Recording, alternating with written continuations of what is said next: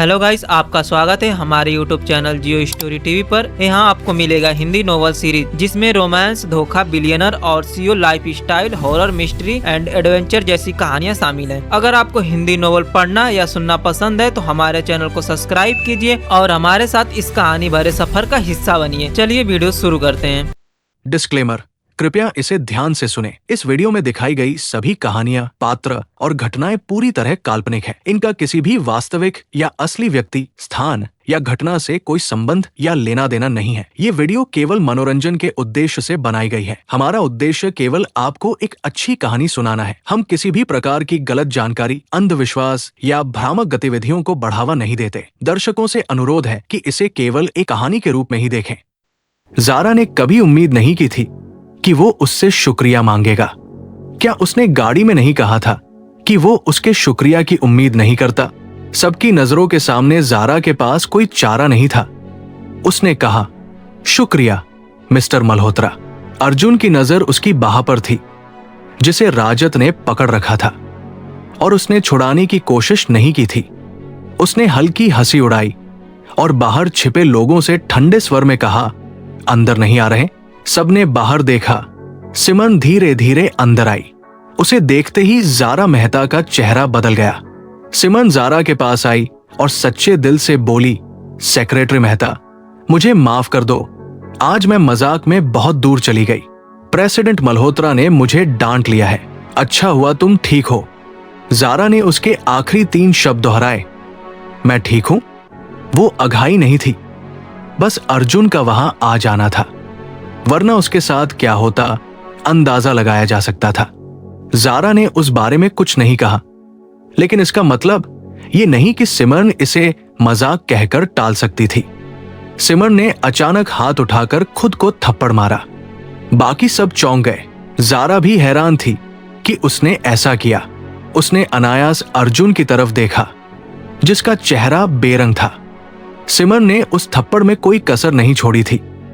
उसके चेहरे पर जल्दी ही लाल निशान आ गया। उसने फिर कहा, सच में माफ करना मिस मेहता, मैंने बिना सोचे समझे काम कर दिया। बताओ, तुम्हें माफ करने के लिए मुझे और क्या करना पड़ेगा? मैं तुम्हारी माफी कबूल करती हूं, लेकिन मैं इतनी बड़ी दिल वाली नहीं हूं कि तुम्हें माफ कर दूं। ज़ारा ने कहा, मैंने अपने वकील से पूछा है, तुमने जानबूझकर मुझे खतरे में डाला और मैं तुमसे जवाबदेही मांग सकती हूं। बाकी सब बाहरी लोग थे। उन्हें ज़ारा की तरफ से कुछ कहने का अधिकार नहीं था, इसलिए वे चुप रहे और उन्हें खुद निपटने दिया। सिमरन ने सिर हिलाया। मैं अपनी गलती मानती हूं, लेकिन मुझे लगता है हम आपस में सुलझा सकते हैं। अगर तुम्हें मुआवजा चाहिए तो एक रकम बताओ जो मैं दे सकती हूं। मैं तुरंत ट्रांसफर कर दूंगी। हम दोनों बहुत व्यस्त हैं। ऐसे मामले में समय क्यों बर्बाद करना जो आपसी सहमति से सुलझ सकता है? चीजें आसान कर लेते हैं, ठीक है? ज़ारा ने उसकी इच्छा के अनुसार कहा, 80,000 और उसे निपटान शुल्क के रूप में नोट करवाना। सिमरन ने बिना किसी हिचक के जवाब दिया, ठीक है, मैं शर्मा परिवार को इस मामले की सच्चाई बता दूंगी। मैं अब तुम्हारे साथ काम नहीं कर पाऊंगी। आखिर में कृपया मेरे कमरे से बाहर निकल जाओ। सिमरन ने होंठ चबाए, मुड़ी और बाहर चली गई। उसने अर्जुन से बिना आवाज के कहा, मैंने माफी मांग ली।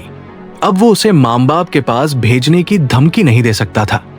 सिमरन के जाने के बाद मीरा गर्म सूप नूडल्स ले आई। सूप नूडल्स के साथ उसने एक ह्यूमिडिफायर भी रखा। उसने कहा, यह मैं खुद इस्तेमाल करती हूं। मैंने इसमें शांति और नींद लाने वाला तेल डाला है। ज़ारा, तुम आज रात डर गई थी, इससे तुम्हें आराम मिलेगा। ज़ारा ने कृतज्ञता से कहा, शुक्रिया मीरा। शौर्य पहले उठा, सेक्रेटरी मेहता, गरम खाओ। हम चलते हैं। खाने के बाद आराम करो। काम की कोई जल्दी नहीं। तुमने पिछले 2 दिनों में बहुत प्रगति की है। कल एक दिन की छुट्टी ले लेना ठीक है। ज़ारा ने सिर हिलाया, शुक्रिया प्रेसिडेंट शौर्य। शौर्य और अर्जुन जाने लगे, लेकिन राजत शर्मा के जाने का कोई नाम नहीं था।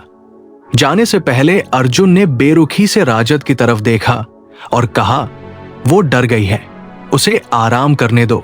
राजत ने सीधे सामने देखा, मिस्टर मल्होत्रा, ज़ारा की चिंता मत करो, अगर तुम्हारे पास समय है तो अपनी औरत को सुधारो।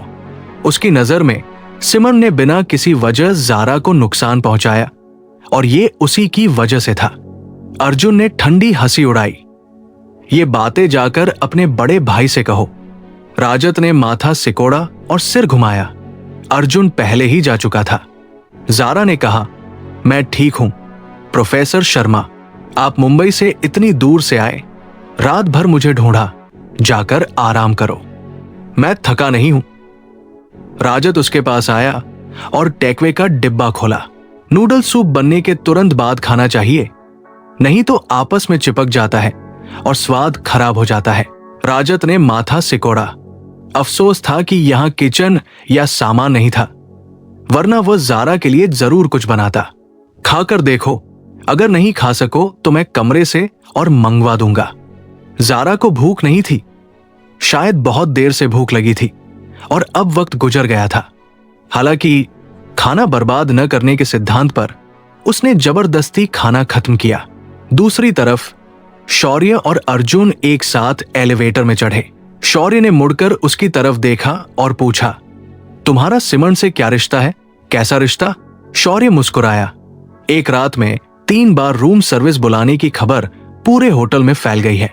मुझे ही नहीं, आर्य को भी फोन आया। पूछ रहा था कि क्या यह सच है और क्या तुम सेक्रेटरी मेहता के साथ इस्तेमाल कर रहे हो। अर्जुन को निजी मामलों पर बात करने में कोई दिलचस्पी नहीं थी। उसने माथा सिकोड़कर पूछा, तुम लोग बोर हो? अगर मैंने अभी सिमन को तुम्हारी तरफ आंखें मारते न देखा होता तो न पूछता। शौर्य इतना गपोड़ा नहीं था, लेकिन जब पूछ ही लिया तो जवाब तो चाहिए था। उसने जल्दी से मानसिक गणना की। जब से सेक्रेटरी मेहता ने तुम्हें छोड़ा, तुम एक के बाद एक औरतें क्यों बदल रहे हो?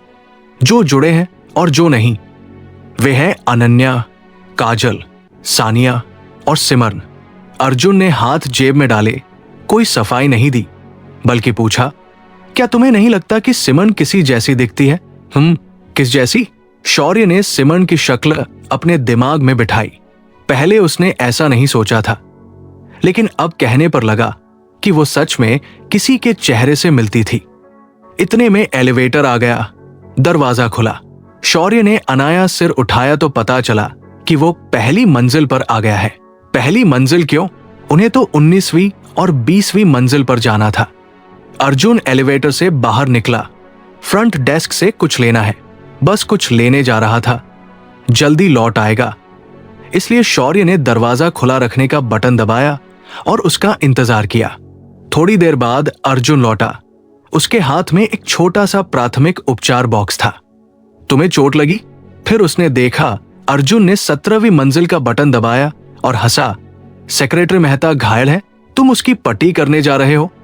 अर्जुन ने उसकी तरफ लापरवाही से देखा, कुछ नहीं कहा। शौर्य ने उसका दिल तोड़ दिया। लेकिन सेक्रेटरी मेहता के पास अब राजत शर्मा है, शायद उसे तुम्हारी जरूरत ना हो, तो तुम जाकर उसे बुला लो। शौर्य, ऐसा लग रहा था जैसे वो अपने भाई को किसी और की गर्लफ्रेंड से मिलवाने में मदद कर रहा था। 17वीं मंजिल पर पहुंचकर शौर्य ने उसे एक सौम्य सलाह दी, अगर किसी को पटाना है तो अपना रवैया बदलना होगा। अर्जुन ने जवाब दिया, मुझे उसमें कोई दिलचस्पी नहीं। तुम शायद 10 साल तक एक औरत के अधीन रहना पसंद करोगे, लेकिन दूसरे नहीं। शौर्य को हंसी भी आ रही थी, गुस्सा भी। उसके दिमाग में एक विचार आया। उसने कभी अर्जुन को किसी से प्यार करते नहीं देखा था।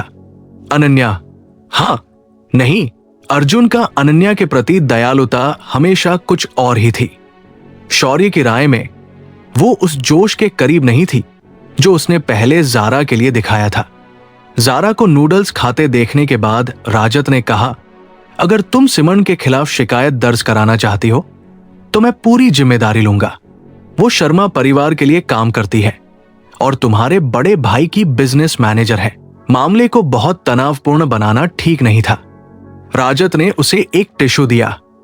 ये चीजें न तुम्हारी सोच है न मेरी, चलो तथ्यों पर चलते हैं। उसने तुम्हें नुकसान पहुंचाया तो उसे परिणाम भुगतने होंगे। जारा ने गंभीरता से सोचा, फिर सिर हिलाया। छोड़ो, उसने माफी मांगी और खुद थप्पड़ भी मारा। एक बार जब वो मुझे मुआवजा ट्रांसफर कर देगी तो ये मामला खत्म हो जाएगा। राजद का चेहरा थोड़ा नरम हुआ। केवल प्रेसिडेंट मल्होत्रा तुम्हें देखने आए? हाँ। राजद के दिमाग में तेजी से विचार दौड़े। क्या राजन और दूसरे लोग जारा को नहीं ढूंढ पाए थे? तभी दरवाजे की घंटी बजी। जारा दरवाजा खोलने जा रही थी। राजद पहले उठा। मैं खोलता हूं। दरवाजा खुला। बाहर शौर्य खड़े थे। प्रेसिडेंट शौर्य, जारा से कुछ और बात करनी है? नहीं। मुझे अचानक याद आया कि मुझे प्रोफेसर शर्मा से कुछ बात करनी है। शौर्य ने हल्की खांसी ली। राजद, कल नहीं हो सकता? कल हो सकता है। शौर्य ने कोई खास गलती नहीं की थी, लेकिन वो इस काम में निपुण नहीं था और लगभग बुरी तरह असफल हो गया था। अच्छा हुआ जारा ने यह सुन लिया। प्रोफेसर शर्मा, मैं यहां ठीक हूं और मैं आराम भी करना चाहती हूं। राजद ने सिर हिलाया। तो पहले आराम करो, कल मिलते हैं।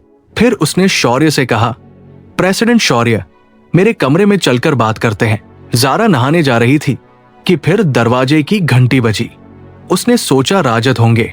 सीधे दरवाजा खोल दिया, लेकिन सामने अर्जुन था और वो पूरी तरह अकेला था। मिस्टर मल्होत्रा, कोई काम? अर्जुन, मेरा फोन तुम्हारे पास रह गया है। जारा ने मुड़कर सोफे की तरफ देखा। साइड टेबल पर सच में एक फोन पड़ा था। उसे कहना पड़ा, मैं ले आती हूं। अर्जुन उसके पीछे सीधे कमरे में घुस गया। पिछले अनुभव से सीखते हुए जारा बहुत सतर्क थी। मिस्टर मल्होत्रा, रात के अंधेरे में मर्द और औरत का अकेले कमरे में रहना ठीक नहीं है। तुम्हें पता है कि यह ठीक नहीं है, तो अभी राजद शर्मा को बाहर क्यों नहीं निकाला? अर्जुन ने उसके विरोध को अनदेखा करते हुए सोफे पर बैठ गया और प्राथमिक उपचार बॉक्स खोला। यहां आओ। जारा दरवाजे पर जमी रही, हिली नहीं। अर्जुन ने उसकी तरफ देखा। तुझे मुझसे इतना डर लगता है? जारा को मजबूरन जाना पड़ा, क्योंकि उस रात उसने उसकी मदद की थी। आखिर क्या काम है मिस्टर मल्होत्रा? अर्जुन ने सीधे उसका हाथ पकड़ लिया। जारा ने अनायास छुड़ाने की कोशिश की, लेकिन उसने चिमटी से रुई उठाई, उसे आयोडीन में डुबोया और उसकी हथेली पर दबा दिया। जारा ने अनायास सांस खींची। अर्जुन ने उसकी तरफ तिरस्कार भरी नजर डाली और रुई से उसकी हथेली के घावों को रगड़ता रहा। वे घाव जो पेड़ से गिरने पर लगे थे। उसके हाथ में कई हल्की खरोंचें थी और उसने पट्टी नहीं की थी। हाथ धो लिए थे, जिससे त्वचा थोड़ी सफेद और उखड़ गई थी। जारा को पता नहीं था कि उसने कब देखा था। राजद इतनी देर तक रुका रहा, उसने भी नहीं देखा। अर्जुन, तुझे खून रोकने वाला टेप लगाना भी नहीं आता? ये तो सतही जख्म है, 2-3 दिन में ठीक हो जाएगा। अर्जुन ने मरहम निकाला, घाव पर निचोड़ा और रुई के फाहे से लगाया। टिटनेस से मरकर पता चलेगा ठीक होता है या नहीं। कुत्ते के मुंह से हाथी दांत नहीं निकलता। एक हाथ का इलाज करने के बाद अर्जुन दूसरा हाथ लेने जा रहा था। तभी जारा ने खुद चिमटी और आयोडीन लगा लिया।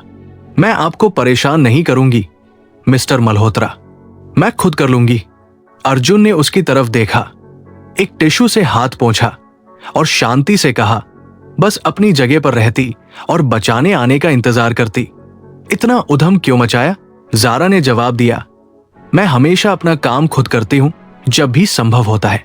अर्जुन, तुझे पता है तू कितनी अप्रिय है। जारा उसका तात्पर्य समझ गई। वो उसकी दूसरों पर निर्भर न रहने की आलोचना कर रहा था। उसने होंठ चबाए और कहा, मुझे किसी को खुश करने की जरूरत नहीं है। अर्जुन का चेहरा लैंप की रोशनी में गोरा और खूबसूरत था। उसकी काली आंखें पानी की तरह शांत थी। जारा केवल अपने जख्मों पर ध्यान केंद्रित कर रही थी। उसकी प्रतिक्रिया से कोई मतलब नहीं था।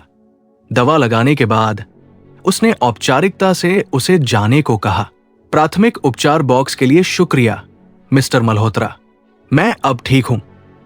आपको अपने कमरे में जाकर आराम करना चाहिए। अर्जुन ने लापरवाही से एक बटन खोला। तुम ठीक हो, लेकिन मैं नहीं। जारा समझ गई कि वो चाहता है कि वो उसकी पीठ के जख्म पर दवा लगाए। उसने शांति से मना कर दिया। मैंने गाड़ी में कम से कम 3 बार मिस्टर मल्होत्रा से पूछा कि क्या अस्पताल जाना है, और हर बार आपने मना किया। अगर अब दवा लगवानी है तो प्रेसिडेंट शौर्य से करवा लीजिए या पास के प्रोफेसर शर्मा से मदद ले लीजिए। अर्जुन ने एक पलक उठाई। क्या मैं शौर्य या राजद शर्मा को बचाने के लिए घायल हुआ था? मिस्टर मल्होत्रा मेरी वजह से घायल नहीं हुए, जारा ने स्पष्ट रूप से कहा। मैंने साफ देखा था, आपने वो वार मेरे लिए नहीं रोका था, बस आप समय पर नहीं बच पाए और मैंने तो आपको मुझे नीचे उतारने की चेतावनी भी दी थी। आप बस इतना समझते थे कि आप बहुत महान हैं। अर्जुन ने अपनी जीभ के सिरे से अपने गाल को हल्के से छुआ। क्या मैं तुझे ढूंढने नहीं आया था? जारा ने निष्पक्ष विश्लेषण किया। अगर सिमरन मैनेजर नहीं होती तो मुझे ये अनावश्यक आपदा नहीं झेलनी पड़ती। सिमरन मैनेजर ने मुझे तुम्हारी वजह से निशाना बनाया। आखिरकार मैं ही हूं जिसे मिस्टर मल्होत्रा ने नुकसान पहुंचाया है। अर्जुन ने ठंडी हंसी उड़ाई। कितनी साफ सुथरी, तर्कसंगत और तार्किक सेक्रेटरी मेहता है। उसने अचानक उसकी ठुड्डी पकड़ ली। जारा मेहता, क्या तूने कभी एक कहावत सुनी है? जारा ने माथा सिकोड़ा। अर्जुन की आवाज ठंडी और धीमी थी। क्या तू सोचती है कि तू जो सोचती है वो वाकई वही है? क्या? जारा सन्न रह गई। ये पहली बार नहीं है जब तूने चतुराई दिखाने की कोशिश की है। किसने कहा कि मैं प्रोजेक्ट बदलने के लिए तुझे इस्तेमाल करने वाला था? जारा ने उसकी उलझी हुई बातों को 2 बार दिमाग में दौड़ाया, फिर भी नहीं समझी। और उसे यह भी नहीं पता था कि वो अचानक प्रोजेक्ट बदलने का मामला क्यों उठा रहा था। मिस्टर मल्होत्रा का कहने का वास्तव में क्या मतलब है? उसने बात शुरू की थी, लेकिन अर्जुन अचानक चिढ़ गया। उसने उसकी ठुड्डी छोड़ दी और बेरुखी से खड़ा हो गया। मैं सिमरन के 80,000 में से 20,000 तुझे ट्रांसफर कर दूंगा। शर्मा परिवार को इस बारे में मत बताना। फिर वो सीधे उसके कमरे से बाहर चला गया। जारा लिविंग रूम में कुछ मिनट चुपचाप बैठी रही। फिर धीरे धीरे उसे समझ में आया कि क्या हुआ। उसका मतलब था कि उसने जो सोचा था वो वास्तव में वैसा नहीं था।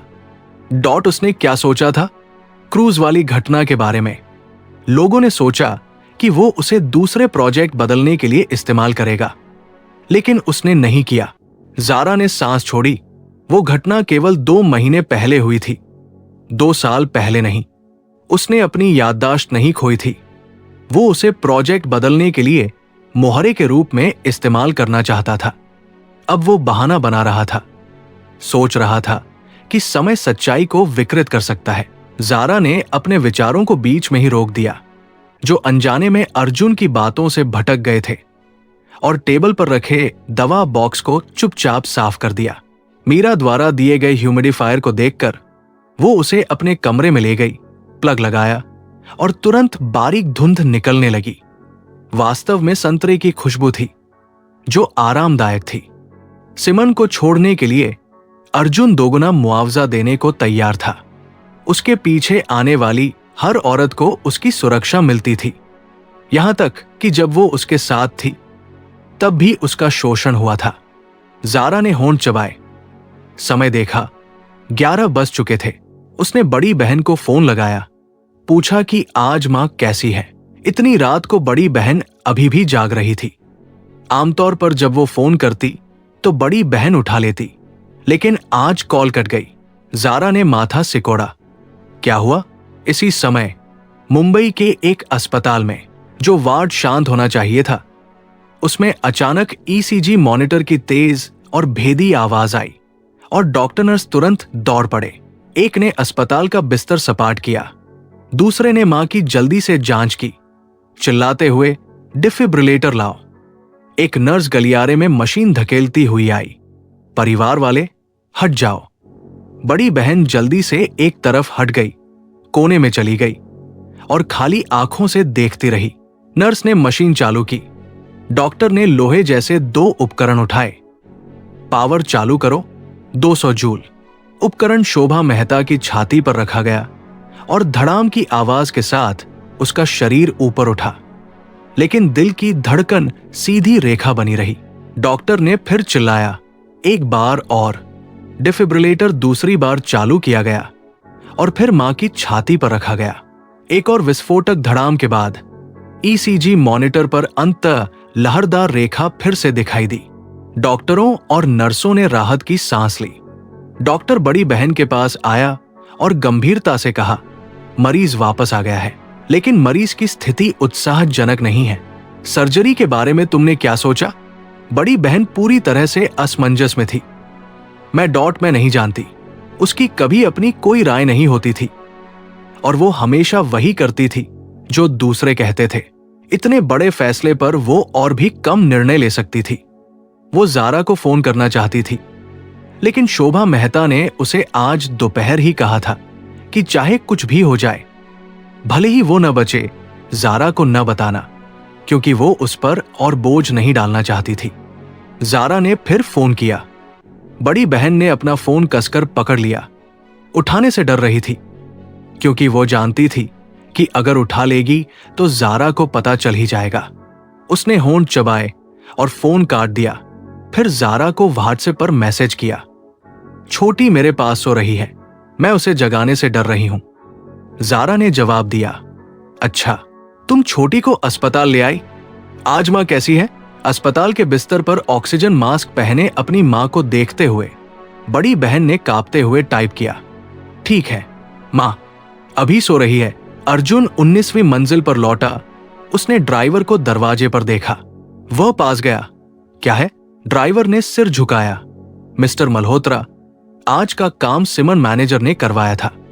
उसने कहा कि वो आपके लिए कर रही थी, तो मैं उसे डर था कि अर्जुन उसे जिम्मेदार ठहराएगा, इसलिए वो पहले गलती मानने आया था। अर्जुन ने उसे शांति से देखा। बस इतना ही कहना था। और प्रोफेसर शर्मा भी मुझसे सेक्रेटरी लो ज़ारा मेहता के ठिकाने के बारे में पूछने आए थे। अर्जुन के पहले से उदासीन विचार रुक गए। फिर मैंने देखा उन्होंने एक मास्क वाले आदमी को बात बताई। ड्राइवर ने अपनी सारी दृष्टि सुनाई। मास्क वाला आदमी तुरंत गाड़ी लेकर चला गया। यानी दूसरे लोग भी पूर्वी जंगल में ज़ारा को ढूंढने गए थे। अर्जुन ने माथा सिकोड़ा। मैं समझ गया, तुम जा सकते हो। अर्जुन ने कार से कमरा खोला। शर्ट के बटन खोलते हुए कुछ सोचने लगा।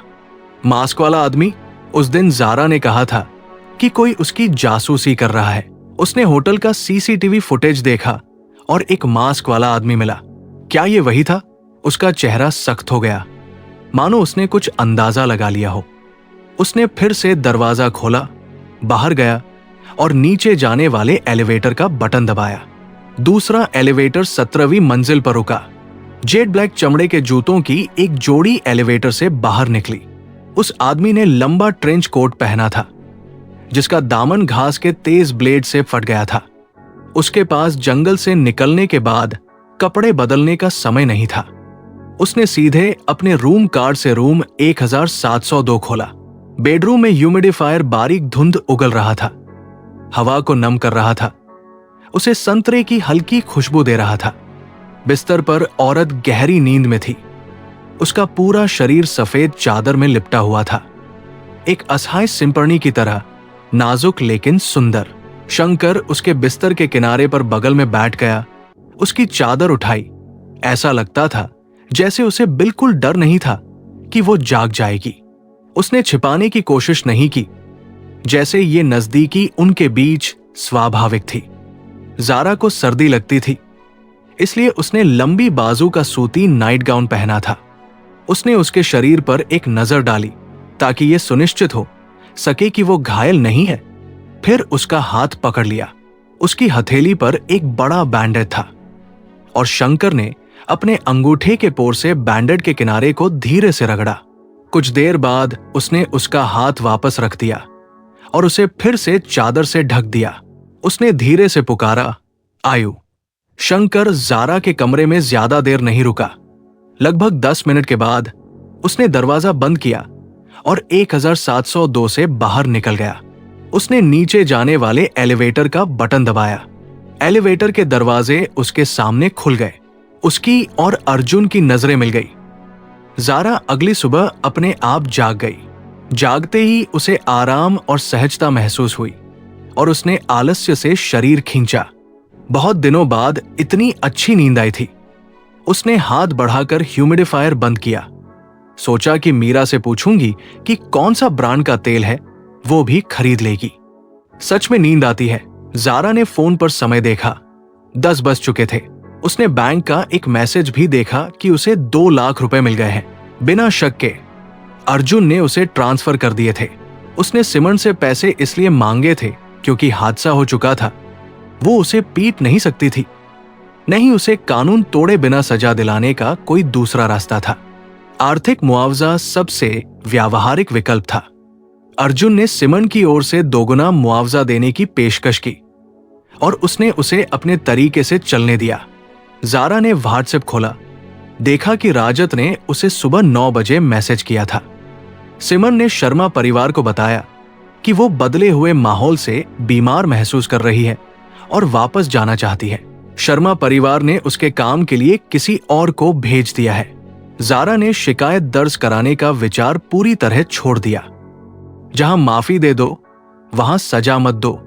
जरूरत नहीं है कि किसी का पीछा किया जाए। शौर्य ने उसे एक दिन आराम करने को कहा था, लेकिन जारा को लगा कि जरूरत नहीं है, आधे दिन का आराम काफी था।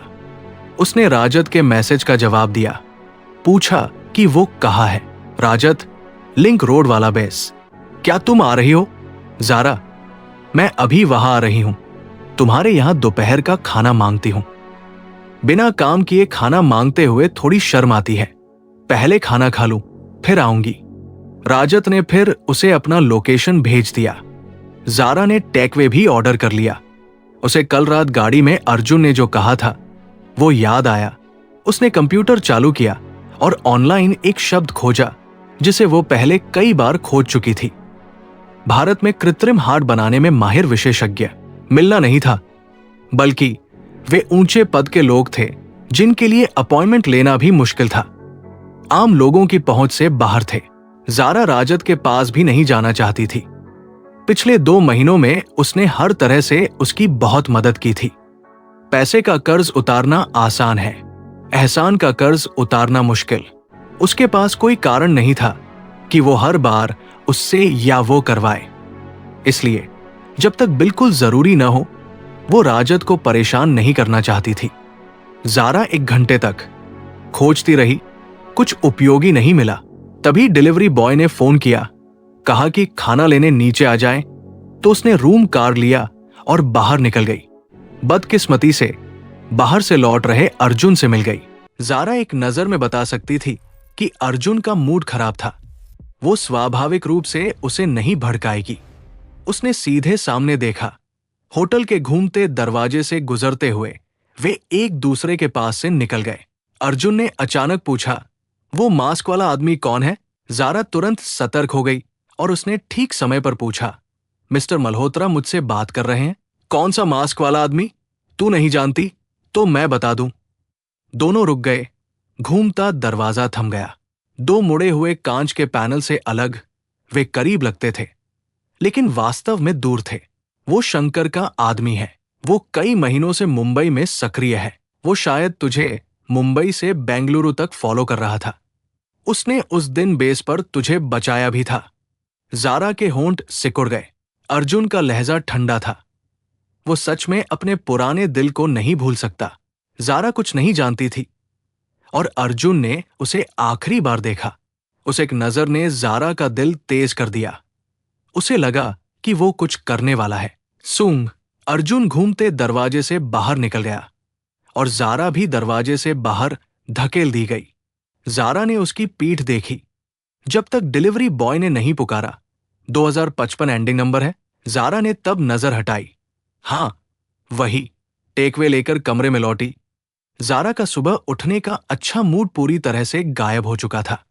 वो निश्चित रूप से महसूस कर सकती थी कि अर्जुन शंकर के प्रति गहरी दुश्मनी, यहां तक कि घृणा रखता था, लेकिन उसे नहीं पता था कि ये भावनाएं कहां से आईं।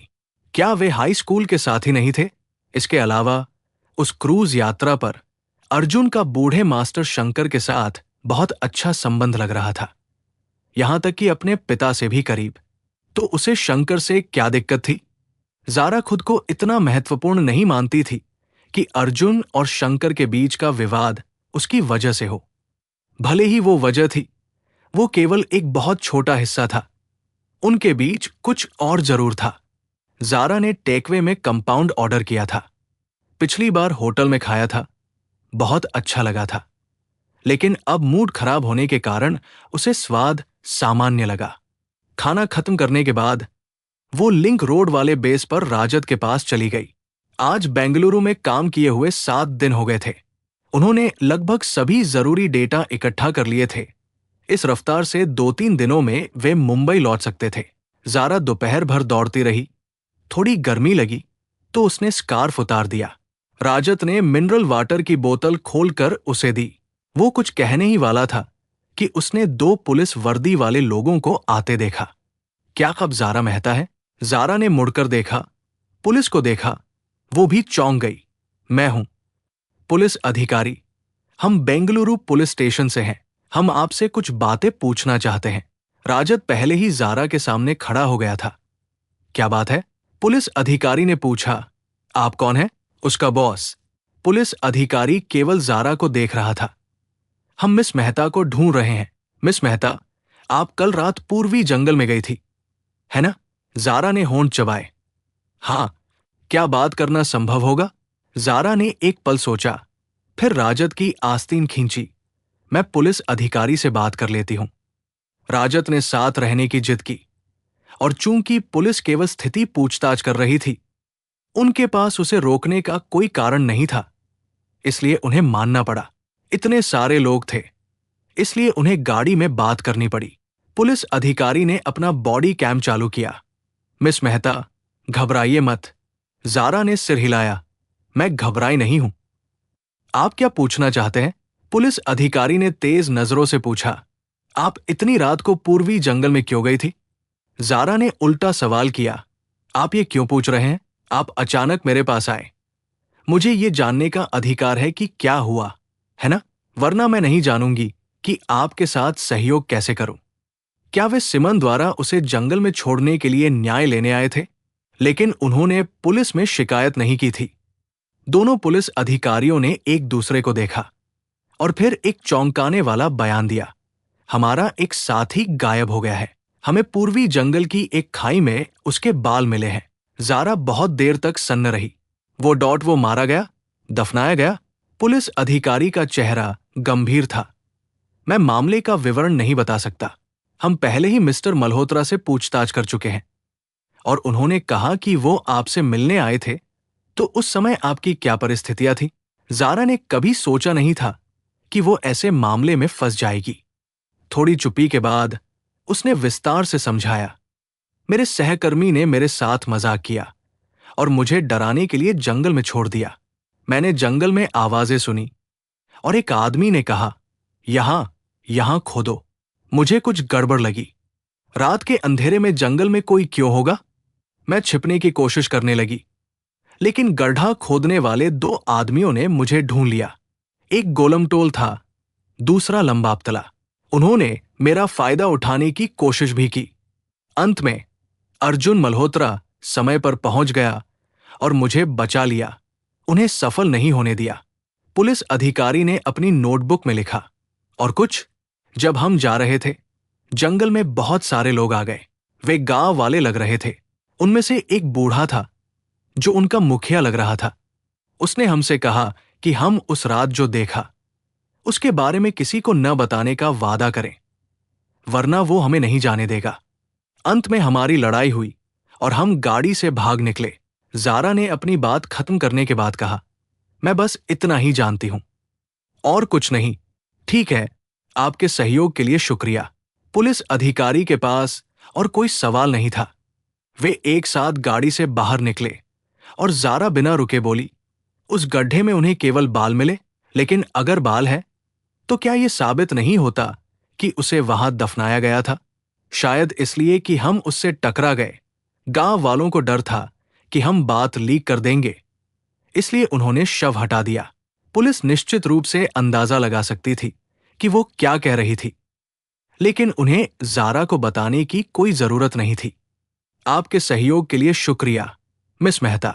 अगर कोई और सवाल हुआ तो हम आपसे फिर संपर्क करेंगे। ठीक है। पुलिस के जाने के बाद जारा, जिसे थोड़ी गर्मी लग रही थी, अब पूरे शरीर में ठंडक महसूस कर रही थी।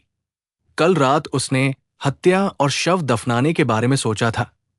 ये सिर्फ एक यादृच्छिक विचार था, लेकिन ये सच निकला। जब उसने गाड़ी में अर्जुन से बात की तो उसने ज्यादा प्रतिक्रिया नहीं दिखाई। क्या उसने अंदाजा लगा लिया था? अर्जुन और काजल के बीच बातचीत में शर्मा सेक्रेटरी ने जिस मामले का जिक्र किया था वाक्य था, जिसका मतलब था कि शर्मा सेक्रेटरी ने अंदाजा लगाया था कि किसी की हत्या हुई है। उसके गड्ढा खोदने के खुलासे के साथ अर्जुन को यकीन हो गया कि वो आदमी मर चुका है, इसलिए वो आज रिपोर्ट दर्ज कराने गया। यही कारण था कि पुलिस उसका बयान लेने आई। राजत का चेहरा भी अप्रिय था। उसके मुलायम और भद्र चेहरे पर कुछ गंभीरता थी। तुम्हारे साथ कल रात लगभग बदसलूकी हुई थी, तुमने क्यों नहीं बताया? जारा ने फिर से स्कार्फ गले में लपेट लिया और होंठ चबाए। उन्होंने मुझे छुआ नहीं, मैं उनका इरादा भांपते ही भाग गई। राजत ने गहरी आवाज में पूछा, क्या तुम पक्का सिमन को छोड़ना चाहती हो? अगर ये सिर्फ एक मजाक होता तो छोड़ देते, लेकिन जारा की ये मजाक इतनी गंभीर घटना का कारण बन गई थी और वो छोड़ना चाहती थी। राजत इसे स्वीकार करने को तैयार नहीं था। जारा ने आखिरकार परेशानी नहीं बढ़ाने का फैसला किया। मैंने मुआवजे की रकम पहले ही स्वीकार कर ली है, तो यही खत्म करते हैं। फिर उसने पूछा, शांतिनगर गांव कैसी जगह है? यह हमारे सर्वे का आखिरी पड़ाव है। शांतिनगर पहाड़ी की तलहटी में एक गांव। मुझे बस इतना पता है कि वे योजना का पालन नहीं कर रहे हैं और हटना नहीं चाहते हैं। राजत ने नीचे देखा। ये चीजें हमारी चिंता के दायरे में नहीं है। मुझे पता है, जब पूछताछ हो रही थी तो मैं बस संयोग से सोच रहा था। उस शाम न तो अर्जुन और न ही शौर्य मीटिंग में आए। उन्होंने केवल अपने अपने सेक्रेटरी भेजे। जारा ने अंदाजा लगाया कि वे शायद शांतिनगर गांव के मामले में व्यस्त थे। सिमन का काम संभालने के लिए शर्मा परिवार ने जिस व्यक्ति को भेजा था वो आ गया। वो उनके बिजनेस डिपार्टमेंट का डिप्टी मैनेजर था। जारा को आश्चर्य हुआ कि सानिया शर्मा भी डिप्टी मैनेजर के साथ आई थी। बियून छोड़ने के बाद उसने सानिया को नहीं देखा था। ऐसा लगता था कि सानिया अब शर्मा ग्रुप में इंटर्न कर रही थी, डिप्टी मैनेजर की सहायक के रूप में, लेकिन उसे अब भी अर्जुन के लिए भावनाएं लग रही थी। जब उसने उसे नहीं देखा तो उसके चेहरे पर छिपी निराशा साफ दिख रही थी। राजत ने भी ये देखा और मीटिंग खत्म होने के बाद उसे एक तरफ ले जाकर डांटा, सानिया, तू अब बच्ची नहीं रही। तुझे पता होना चाहिए कि तू क्या कर रही है। सानिया अब भी एक छोटी राजकुमारी की तरह थी। होंठ फुलाकर बोली, मुझे पता है, सिर्फ 2 महीनों में 3 बार नौकरी बदली। जब तूने मुझसे अपने बड़े भाई से कहने को कहा तो बदले में क्या कहा था? राजत ने डांटा। सानिया ने होंठ चबाए। मैं मेहनत कर रही हूं। मैं सीता दीदी के साथ बेंगलुरु सीखने आई हूं। तो बेहतर है, राजत ने आगे कहा। मदद मांगना सीखा? जारा उसके पास थी। वे बियून में पहले अच्छे से घुल मिल गए थे और जारा ने सानिया को बचाया भी था, लेकिन सानिया पहले से ही जारा को अनदेखा कर रही थी। यहां तक कि राजत के बुलाने पर भी वो तुरंत भाग गई। सीता दीदी मुझे बुला रही है, अलविदा चौथे भाई। राजत लाचार हो गया। उसने जारा से माफी मांगी। मैंने उसे बिगाड़ दिया है, कोई बात मत करना। क्या बात करनी? जारा ने स्वाभाविक रूप से इसे दिल पर नहीं लिया। अगले दिन काम पर वे शर्मा परिवार के साथ थे और जारा को लगा कि सानिया उससे और दूर होती जा रही है। उसे थोड़ा दुख हुआ। हालांकि उन्होंने लंबे समय तक साथ काम नहीं किया था, उन्होंने एक दूसरे की मदद की थी और उसने सोचा कि वे दोस्त माने जा सकते हैं। जारा ने बहुत से षड्यंत्रकारी और पीठ पीछे चाकू घोंपने वाले लोगों को देखा था, लेकिन सानिया बहुत शुद्ध और मासूम थी और वो उसे काफी पसंद करती थी। नहीं तो वो उससे ईर्ष्या क्यों करती? आज काम खत्म करने के बाद बियून और शौर्य ग्रुप ने अचानक सूचित किया कि मीटिंग की कोई जरूरत नहीं है और अचानक कुछ खाली समय मिल गया। सानिया शरारती हो गई और उसने सबको बेंगलुरु की मशहूर बार स्ट्रीट चलने का निमंत्रण दिया। उनकी टीम ज्यादातर युवा थी। वे पहले काम में व्यस्त थे, लेकिन अब समय मिलने पर लगभग सभी ने हाँ कह दी। जारा को दिलचस्पी नहीं थी। वो होटल लौटना चाहती थी। इस समय सानिया ने पहल करके उसका हाथ पकड़ लिया। ज़ारा दीदी, इतनी अकेली मत बनो, सबके साथ खेलने चलो। चौथे भाई, तुम भी चलोगे ना? राजत ने सोचा कि ज़ारा हमेशा बहुत गंभीर रहती थी, इसलिए उसके लिए कभी कभी आराम करना अच्छा होगा। इसलिए उसने ज़ारा से कहा, चलो साथ चलते हैं। चूंकि सबके मन में उत्साह था, ज़ारा मनोरंजन खराब नहीं करना चाहती थी, इसलिए वो मान गई। समूह में किसी ने मजाक करना शुरू कर दिया। असिस्टेंट मेहता प्रोफेसर शर्मा की सबसे ज्यादा सुनती है। मुझे तो लगता है प्रोफेसर शर्मा असिस्टेंट मेहता की सुनते हैं। अगर असिस्टेंट मेहता ने ना कह दिया होता तो प्रोफेसर शर्मा भी नहीं जाते। राजत ने चश्मा सटीकाया और हल्के से मुस्कुराए। बकवास मत करो। वे एक साथ एक बार में गए और सानिया ने कई बोतलें शराब मंगवाई। राजत ने उल्टा कहा, क्या मैंने तुझे बहुत आजादी दे रखी है? कल काम है, ये शराब बहुत तेज नहीं है, चलो एक गेम खेलते हैं। सानिया ने उत्सुकता से कहा। बाकी भी दिलचस्पी ले रहे थे। ठीक है, क्या खेलना है? रूसी रूलेट, जिस पर बोतल घूमकर रुकेगी उसे सच या डर में से एक चुनना होगा। सब सहमत हो गए। खेल शुरू हुआ। पहले ही राउंड में ज़ारा चुन ली गई। ज़ारा और राजत ने एक दूसरे को देखा, मुस्कुराए और हार मान ली। सानिया ने सीधे पूछा, सच या डर? ज़ारा ने एक पल सोचा। सच। सानिया ने उसे घूरा। तू कितने मर्दों के साथ रही है? ज़ारा एक पल के लिए अचंभित रह गई। राजत ने माथा सिकोड़ा। सानिया मासूमियत से बोली, क्या हुआ? बार में गेम खेलने पर ऐसे सवाल पूछना सामान्य है, नहीं तो माहौल कैसे गर्म होगा? अगर नहीं मानते तो दूसरों से पूछ लो। ज़ारा शांत रही। मुझे गेम के नियम नहीं पता। अगर मैं सच चुनूं तो क्या होगा? सानिया मुस्कुराई। डर है कि अपने दाएं बैठे आदमी को 10 सेकंड चूमो। ज़ारा के दाएं आज उनके द्वारा देखे गए बेस का कांटेक्ट आदमी था। जब उन्होंने बार स्ट्रीट जाने का सुझाव दिया तो कांटेक्ट ने सुन लिया और कहा कि वो स्थानीय है, जानता है कि कौन से बार सबसे दिलचस्प है, वो उन्हें ले जा सकता है, इसलिए वो उनके समूह में था। समस्या ये थी कि राजत ज़ारा के बाएं था। भले ही डर चूमने का हो, उसे ये सुझाव देना चाहिए कि वो अपने बाएं आदमी को चूमे, क्योंकि सब पहले राजत और ज़ारा को चिढ़ा चुके थे। सानिया ने जोर देकर कहा कि ये दाएं तरफ था, ये जानबूझकर था। राजत का चेहरा काला पड़ गया। क्या मैंने सच में तुझे बहुत बिगाड़ दिया है? तू कॉलेज गई है, फिर भी दूसरों के प्रति सबसे बुनियादी सम्मान नहीं जानती। सानिया ने ठंडी हंसी उड़ाई। कल रात से लेकर आज तक उसने समूह में ज़ारा को देखा और अब उसका धैर्य जवाब दे गया था। मेरा सम्मान चुनिंदा है, ऐसी औरत का क्या सम्मान करूं जो सेक्रेटरी बनकर अपने बॉस से गलत संबंध रखती है, असिस्टेंट प्रोफेसर बनकर अपने प्रोफेसर से गलत संबंध रखती है और हमेशा अपने पुरुष वरिष्ठों से अवैध संबंध रखती है। ज़ारा सोच रही थी कि सानिया का व्यवहार उसके प्रति कब बदल गया था। वो दिन था जब काजल ने उस पर शर्मा जी के साथ संबंध रखने का झूठा आरोप लगाया था। जैसे ही वो अर्जुन के ऑफिस से बाहर निकली, उसकी मुलाकात सानिया से हुई और वो उसे इशारा करने के लिए धन्यवाद देना चाहती थी, लेकिन अप्रत्याशित रूप से सानिया ने उसकी तरफ देखा तक नहीं। राजत ने बात मान ली, लेकिन उसका गुस्सा भी था। वो अपनी छोटी बहन को प्यार करता था, लेकिन उसकी भी सीमाएं थी। बहुत अच्छे शर्मा परिवार की बेटी, मेरी बहन, उसे बुनियादी शिष्टाचार भी नहीं आता। वो बिना सोचे समझे बदनामी फैला सकती है। तू खड़ी हो। सानिया ने निचले होंठ काटे खड़ी हो गई, लेकिन जिद पर अड़ी रही। मैं बदनामी नहीं फैला रही। मैंने जो कहा वो सच है। मैंने अपनी आंखों से सीसीटीवी फुटेज देखा। उसे यानजो भाई के साथ होटल के कमरे में जाते देखा। उसने यानजो भाई को बहकाया और मुझे उसका पीछा करने में मदद करने का नाटक किया, मुझे मूर्ख बनाया। मैं कभी इस बात से सहमत नहीं होंगी कि झूठी औरत मेरी भाभी बने। अगर तू उसके साथ रहने की हिम्मत करता है तो मैं मां बाप को बता दूंगी कि तूने एक चरित्रहीन औरत ढूंढ ली।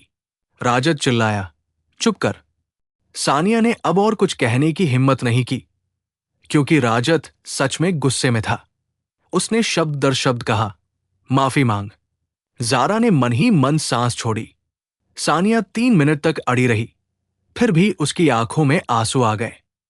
तूने बचपन से कभी मुझ पर डांटा नहीं, अब एक बाहरी के लिए मुझ पर डांट रहा है। राजद की नजर चश्मे के पीछे भी बहुत दबंग थी। मैं माफी मांगता हूं, तीसरी बार नहीं कहूंगा। सानिया का सिर नहीं झुका, उसने पैर पटका और भाग गई। राजत ने पुकारा, सानिया शर्मा। सानिया ने मुड़कर नहीं देखा। राजत के होंठ सिकुड़ गए। साफ नजर आ रहा था कि उसे गुस्सा आया है। कुछ सेकंड शांत होने के बाद उसने फिर जारा की तरफ देखा। माफ करना जारा, ये मेरी गलती है कि मैंने अपनी बहन को ठीक से नहीं सिखाया। जारा ने होंठ चबाए। तुम्हें उसके पीछे दौड़ना चाहिए। पूरी सड़क बार से भरी है, सुरक्षित नहीं है, और वो यहां किसी को नहीं जानती। राजत को अपनी बहन की चिंता थी, इसलिए वो उठा और बोला, तुम बाद में सबके साथ होटल लौट जाना, मैं लौटकर तुम्हें ढूंढूंगा। जारा ने सिर हिलाया। राजत तुरंत उसके पीछे भागा। बूथ में सन्नाटा छा गया। केवल डांस फ्लोर से आता संगीत चुप्पी तोड़ रहा था। जारा को लगा कि सब उसे अर्थपूर्ण नजरों से देख रहे थे और वो बहुत ऊब गई, इसलिए वो विदा लेने उठी। तुम लोग मजे करो, मैं पहले होटल लौटती हूं। दाएं वाला आदमी भी खड़ा हो गया। मिस मेहता, मैं आपको छोड़ देता हूं। जरूरत नहीं। जारा सीधे बाहर चली गई। बार से बाहर निकलने के लिए डांस फ्लोर से गुजरना पड़ता था। संगीत चरम पर था। अंधाधुंध डांस उसके कानों में गूंज रहा था। जारा का मूड और उदास होता गया। वो गलती से किसी से टकरा गई। सॉरी। उस आदमी ने सीधे उसका मुंह और नाक ढक दिया। जारा ने बिना देर किए अपनी कोहनी से दूसरे के पेट पर वार किया। आदमी दर्द से कराह उठा। उसने उसे धक्का दिया, उसकी तरफ देखा और पहचान लिया। वो गोलमटोल और लंबा पतला आदमी था जिससे वो जंगल में मिली थी। उसकी पलकें फड़कने लगी और वो भाग निकली। बार की दूसरी मंजिल। अर्जुन को बहुत शोरगुल वाली जगह पसंद नहीं थी। आर्य का रॉयल ओक क्लब अपेक्षाकृत शांत था। वो वहां ज्यादा नहीं जाता था। बस पूरी तरह से मनोरंजन वाली जगह की तो बात ही अलग थी। वो आज रात यहां इसलिए आया था क्योंकि उसे बुलाने वाले ने यहां बुलाया था। लेकिन जब वो आया तो पता चला कि ये एक बार था। वो बूथ में बैठा, पैर पर पैर रखे, दूसरे के ऑर्डर की गई ड्रिंक को नहीं छुआ और प्यास लगने पर फलों की थाली से एक संतरा लिया। उसने उसे अपनी उंगलियों से तोड़ा, 4 टुकड़े किए और एक एक करके खाया। उसकी हरकतें बिना जल्दबाजी के धीमी और गरिमापूर्ण थी। अर्जुन ने आज शर्ट नहीं पहनी थी, बल्कि काला टर्टलनेक स्वेटर और गहरे भूरे रंग का सूट जैकेट पहना था। इस भ्रष्ट जगह में वो बिल्कुल भी नहीं घुला था। अलग थलग और अहंकारी बना रहा। मिस्टर मल्होत्रा का बातचीत का निमंत्रण सच में अनावश्यक है। विध्वंस का मुआवजा पहले ही तय हो चुका है। कई गांव इसी तरह व्यवस्थित किए गए हैं। मैं निजी तौर पर आपको अतिरिक्त पैसे नहीं दे सकता। नीचे का संगीत बहरा कर देने वाला था, लेकिन उसका चेहरा और लहजा उदासीन था। इसके अलावा इस प्रोजेक्ट में 3 और कंपनियां शामिल हैं और अकेले मेरा निर्णय मायने नहीं रखता। मिस्टर मल्होत्रा, क्या आप ये कह रहे हैं कि आप मुझे अपना आदमी नहीं मानते और मुझसे सरकारी बातें कर रहे हैं? उसके सामने वाले आदमी ने जबरदस्ती मुस्कुराते हुए कहा, सब जानते हैं कि यद्यपि ये प्रोजेक्ट 3 कंपनियों की साझेदारी है, ये प्रेसिडेंट मल्होत्रा ही थे जिन्होंने शौर्य ग्रुप को लाया। शर्मा ग्रुप के पास शुरू में केवल 20% हिस्सेदारी थी। प्रेसिडेंट मल्होत्रा ने शुरू से अंत तक इस प्रोजेक्ट को नियंत्रित किया है। जहां तक कीमत की बात है, ये इस बात पर निर्भर करता है कि मिस्टर मल्होत्रा कितना अतिरिक्त देने को तैयार है। हम ज्यादा नहीं मांगते। मिस्टर मल्होत्रा के लिए यह सिर्फ एक कार की कीमत है। यदि आप देते हैं तो हम तुरंत बाहर चले जाएंगे। यदि हम देरी करते रहे तो मिस्टर मल्होत्रा निर्माण शुरू नहीं कर पाएंगे और उन्हें बहुत नुकसान उठाना पड़ेगा। अर्जुन ने आंखें उठाई। ये राजन कोई बड़ा रुतबा नहीं रखता था। वो सिर्फ अंडरवर्ल्ड का एक छोटा आदमी था। उसने शांतिनगर गांव के लोगों को मूल विध्वंस मुआवजा समझौते को फाड़ने, नई कीमत मांगने और फिर उसमें से मुनाफा कमाने के लिए उकसाया था। ये तरह का व्यक्ति आमतौर पर अर्जुन की नजर में नहीं आता, लेकिन उसे संदेह था कि शांतिनगर गांव में मौत राजन से संबंधित थी, इसलिए उसने स्वयं उसे देखने की कृपा की। अर्जुन के होंठ मुड़े, लेकिन उसके चेहरे पर कोई सच्ची मुस्कान नहीं थी। मैं सच में इस बारे में कुछ नहीं कर सकता, राजन ने अपनी नकली मुस्कान गिरा दी। प्रेसिडेंट मल्होत्रा, ये एक कानूनी समाज है। यदि हम असंतुष्ट हैं और बाहर जाने से मना कर देते हैं, तो क्या आप आकर हमारी संपत्ति को जबरन ध्वस्त करने की हिम्मत करेंगे? अर्जुन हंसा। उसने वास्तव में कानूनी समाज वाक्यांश का उच्चारण किया। नीचे शोर था, लेकिन बार में शोर सबसे सामान्य चीज है। अर्जुन उठा और रेलिंग के पास गया। गोलाकार स्टेज पर डीजे अपने संगीत के चरम पर था और डांस फ्लोर में पुरुष और महिलाएं हाथ उठाकर कूद रहे थे और नाच रहे थे। अर्जुन बस राजन का चेहरा नहीं देखना चाहता था, इसलिए उसने बेरुखी से नीचे भीड़ की तरफ देखा। अप्रत्याशित रूप से उसने अफरातफरी के डांस फ्लोर में एक परिचित आकृति देखी। उसकी आंखें थोड़ी सिकुड़ गई। जारा को संदेह था कि गोलमटोल और लंबे पतले आदमी ने उसके मुंह और नाक को ढकने के लिए जिस कपड़े का इस्तेमाल किया था, उसमें अभी भी दवा थी। हालांकि उसने उन्हें जल्दी से धक्का दे दिया, फिर भी उसने कुछ मात्रा में सांस ले ली थी। दवा का असर तेजी से हुआ और वो चक्कर आने लगी। उसके कदम अस्थिर हो गए। वो गलती से अपने बगल वाले से टकरा गई और तुरंत पागलों की तरह नाचते पुरुषों और महिलाओं द्वारा डांस फ्लोर में समा ली गई। वो जाना चाहती थी, लेकिन उसके आसपास की भीड़ बहुत बड़ी थी। गोलमटोल और लंबापतला आदमी भी उसे जाने नहीं दे रहा था। वे भीड़ में घुसकर उसके करीब आ रहे थे। जारा ने होंठ चबाए और दूसरी दिशा में घुसने की कोशिश की। उसी समय एक परिचित महिला की आवाज संगीत की ताल में घुलती हुई उसके कानों में पड़ी। डॉट, मुझे धक्का मत दो, मैं बाहर निकलना चाहती हूं। मुझे बाहर निकलने दो। जारा ने ध्यान से देखा। रंगीन रोशनी के बीच भीड़ में सानिया को देखा। वो अभी तक नहीं गई थी। अगर सानिया यहां है, तो राजद भी सबसे अधिक यहीं होंगे। जारा ने अनजाने में अपना स्कार्फ उतार दिया। उसे बहुत गर्मी लग रही थी और उसने चारों ओर देखा। उसने राजद को नहीं देखा, लेकिन इससे कोई फर्क नहीं पड़ता था। एक जान पहचान वाला होने से काम आसान हो जाता। जारा सानिया की तरफ घुसने लगी। सानिया, लंबे पतले आदमी ने जारा का हाथ पकड़ लिया। उसने जबरदस्ती उसे पीछे खींचा। उसे डांस फ्लोर से बाहर खींचने की कोशिश कर रहा था। जारा ने उसकी उंगलियां खोलने की कोशिश की और मदद के लिए चिल्लाई, लेकिन उसकी आवाज चीखों में डूब गई। फिर उसने अपने बगल में नाच रहे लोगों को खींचने की कोशिश की, लेकिन वे नाचने में इतने मग्न थे कि उन्होंने कोई प्रतिक्रिया नहीं दी। वो लोगों से घिरी हुई थी, लेकिन कोई उसकी मदद नहीं कर सकता था। जंगल में अकेले छोड़े जाने से भी ज्यादा घुटन उसे महसूस हो रही थी। जैसे ही उसे खींचा जाने वाला था, जारा ने अपने पास नाच रहे एक नर्तक से बियर की बोतल छीन ली और सीधे लंबे पतले चेहरे पर दे मारी। पटाख। इस स्थिति में उसे परवाह नहीं थी कि कांच के टुकड़े दूसरों पर छिड़केंगे या निर्दोष लोगों को चोट पहुंचाएंगे। अगर ऐसा हुआ तो वो बाद में मेडिकल खर्च का भुगतान करेगी। लंबे पतले आदमी को उसके वार से दर्द हुआ और उसने अनजाने में उसका हाथ छोड़ दिया। जारा ने अपनी रणनीति बदल दी और डांस फ्लोर में वापस चली गई। इतने सारे लोगों के साथ उनके लिए कार्रवाई करना कठिन था। अकेले बाहर जाना खतरनाक था। उसने अचानक राजद को देखा और बहुत खुश हुई। प्रोफेसर शर्मा, राजद शर्मा। राजद ने नहीं सुना।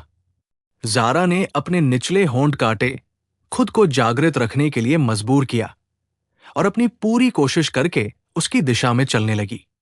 Rajad Sharma, professor Sharma. Dance floor बहुत शोरगुल वाला था। राजद केवल सानिया पर ध्यान दे रहा था। जारा ने आखिरकार अपने आप को उसके पास पहुंचाया, अपना हाथ बढ़ाया और उनके बीच दो लोग थे। वो उसे पकड़ने ही वाली थी। उसी समय सानिया को धक्का लगा और वो गिर गई। इतनी भीड़ भरी स्थिति में गिरने पर पैरों तले कुचले जाने का बहुत अधिक खतरा था। राजद बहुत बेचैन था। उसने अपना रास्ता रोकने वाले व्यक्ति को धक्का दिया। उसके द्वारा धक्का दिए गए व्यक्ति ने जारा के फैले हुए हाथ को टक्कर मारी।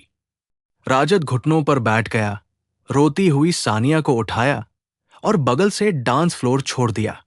जारा उस व्यक्ति से गिर गई और राजद ने मुड़कर देखा, लेकिन कुछ नहीं दिखा।